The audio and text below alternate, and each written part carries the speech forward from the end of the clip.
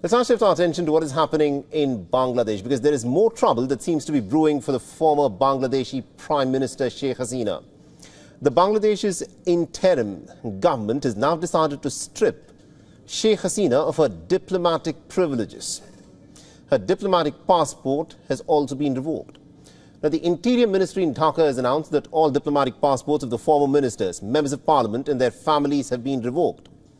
The Sheikh Hasina, remember, was forced to flee out of Dhaka, and she came to India after the dramatic collapse of her government just about 2 weeks ago. And according to the latest information, she's still in India in what is being described as an undisclosed safe house. Now, Sheikh Hasina is currently facing a staggering 31 cases against her. 9 fresh cases were filed on Tuesday, and 26 of these include charges for murder. Now, 4 of the cases relate to crimes against humanity, and 1 case pertains to abduction. Now, these charges are over the latest protests and also the campaign rallies from a decade ago.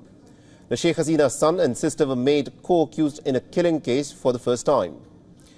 Now, Sheikh Hasina's legal problems are now only compounded by the latest development. The Bangladesh Nationalist Party, the main rival of Hasina's party, the Awami League, is now demanding her extradition to face trial. The sweeping action also complicates Sheikh Hasina's potential return and legal status as Bangladesh is grappling with political upheaval. The revocation of Sheikh Hasina's passport is a stark reminder of the volatile nature of politics in Bangladesh.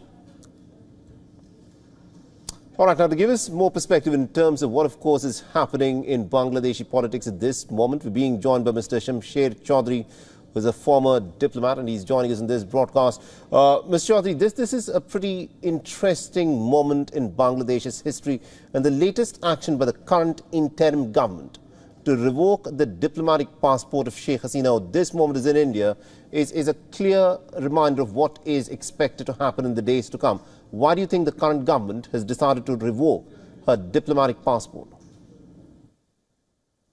Thank you. Well, let me clarify one thing.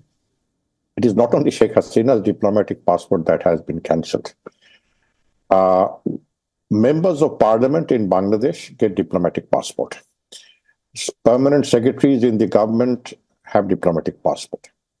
But the validity of that passport is concurrent with the validity of their tenure in office. Now, once the parliament has been dissolved, all members of the parliament, including the head of government, whoever he or she is, also loses her diplomatic passport. It's not that Sheikh Hasina has been singled out to revoke her diplomatic passport. Every member of parliament automatically loses his or her diplomatic passport, and actually they're supposed to, by law, they're supposed to surrender the diplomatic passport once the parliament is dissolved. And if they don't, then the government has every authority to cancel that passport. When I, as a foreign service officer, had a diplomatic passport so long I was in the service. Right. The day I went into retirement, I had to surrender my diplomatic passport. Right. So it is not nothing specific to one person. It is specific. It's a matter of rule. Mr. Chaudhry, just to play the devil's advocate here. Now, the followers of Sheikh Hasina turn around and say that this is political witch hunt, that Sheikh Hasina is being subjected to. The other party, the Bangladesh Nationalist Party, is in fact demanding that Sheikh Hasina should be extradited back to Bangladesh and should be tried for the 31 cases that have now been filed against her. Is that a perception of a witch hunt that is now going around in Bangladesh, and how much of an effect do you think that will have on the Bangladeshi population?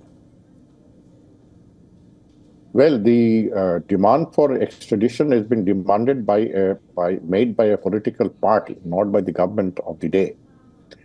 So political parties have every right to demand that. When the Awami League was in office, they have been demanding the extradition of Tariq Rahman, the acting chairperson of PNP from the UK, all those past 15 years. So this is nothing new.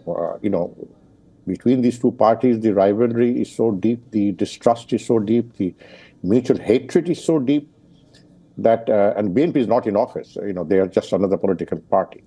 So it's not that the government of Bangladesh is demanding Sheikh Hasina's extradition, and Professor Yunus, the chief advisor of the interim government has been in touch with the Prime Minister over telephone, once bilaterally and once virtually over a Global South, and they're expected to meet in Bangkok over the BIMSTEC summit as well. Right.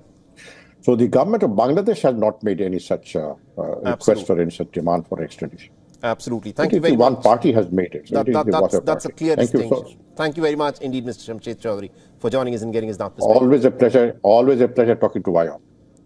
For all the latest news, download the WION app and subscribe to our YouTube channel.